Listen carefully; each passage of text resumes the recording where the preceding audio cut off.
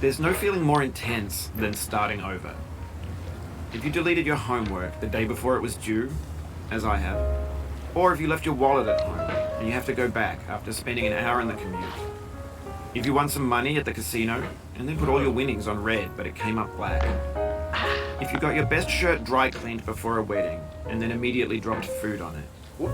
If you won an argument with a friend and then later discovered that they just returned to their original view.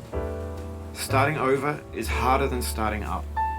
If you're not ready for that, like if you've already had a bad day, then what you're about to go through might be too much. Feel free to go away and come back. I'll be here. Alright, thanks for coming with me on this trip. I'll understand if you have to take a break at any point. Just find a safe place to stop and quit the game. Don't worry, I'll save your progress, always, even your mistakes. This game is a homage to a free game that came out in 2002, titled Sexy Hiking. The author of that game was Jazzuo, a mysterious Czech designer who was known at the time as the father of B games. And B games are rough assemblages of found objects. Designers slap them together very quickly and freely, and they're often too rough and unfriendly to gain much of a following. They're built more for the joy of building them than as polished products. In a certain way, Sexy Hiking is the perfect embodiment of a B game. It's built almost entirely out of found and recycled parts, and it's one of the most unusual and unfriendly games of its time. In it, your task is simply to drag yourself up a mountain with a hammer. And that act of climbing, in the digital world or in real life, has certain essential properties that give the game its flavor. No amount of forward progress is guaranteed. Some cliffs are too sheer or too slippery. And the player is constantly, unremittingly in danger of falling and losing everything.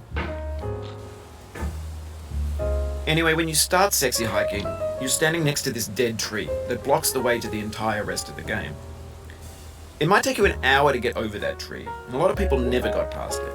You prod and you poke at it, exploring the limits of your reach and your strength, trying to find a way up and over. And there's a sense of truth in that lack of compromise. Most obstacles in video game worlds are fake. You can be completely confident in your ability to get through them once you have the correct method or the correct equipment or just by spending enough time. In that sense, every pixelated obstacle in Sexy Hiking is real.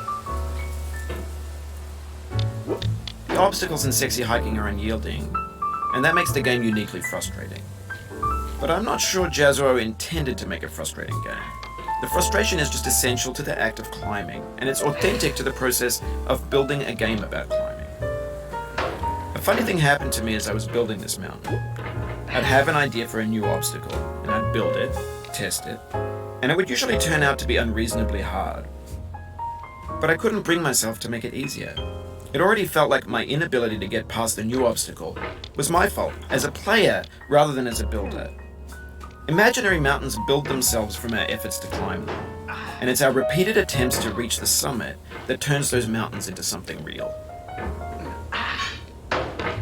When you're building a video game world, you're building with ideas, and that can be like working with quickset cement. You mold your ideas into a certain shape that can be played with, and in the process of playing with them, they begin to harden and set until they're immutable, like rock. And at that point, you can't change the world. Not without breaking it into pieces and starting fresh with new ideas. For years now, people have been predicting that games would soon be made out of prefabricated objects, bought in a store and assembled into a world. And for the most part, that hasn't happened, because the objects in the stores are trash. I don't mean they look bad or that they're badly made, although a lot of them are. I mean they're trash in the way that food becomes trash as soon as you put it in the sink. Things are made to be consumed and used in a certain context, and once the moment is gone, they transform into garbage. In the context of technology, those moments pass by in seconds. Over time, we've poured more and more refuse into this vast digital landfill that we call the internet. It now vastly outnumbers and outweighs the things that are fresh and untainted and unused. When everything around us is cultural trash, trash becomes the new medium, the lingua franca of the digital age. And you can build culture out of trash, but only trash culture. B games, B movies, B music, B philosophy. Maybe this is what digital culture is. A monstrous mountain of trash, the ash heap of creativity's fountain. A landfill with everything we ever thought of in it. Grand, infinite, and unsorted. There's 3D models of breakfast, Gen X's fanfic novels, scan magazines, green screen Shia LaBeouf, banned snuff scenes on LiveLeak. Facebook's got lifelike bots with unbranded adverts and candid shots of Kanye and Taylor Swift mashups, car crash epic failed GIFs, Russian dashcam vids, discussions of McRibs, discarded, forgotten, unrecycled, muddled, rotten, untitled. Everything's fresh for about 6 seconds, until some newer thing beckons, and we hit refresh. And there's years of persevering, disappearing into the pile, out of style, out of sight. In this context, it's tempting to make friendly content that's gentle, that lets you churn through it but not earn it. Why make something demanding if it just gets piled up in the landfill, filed in with the bland things?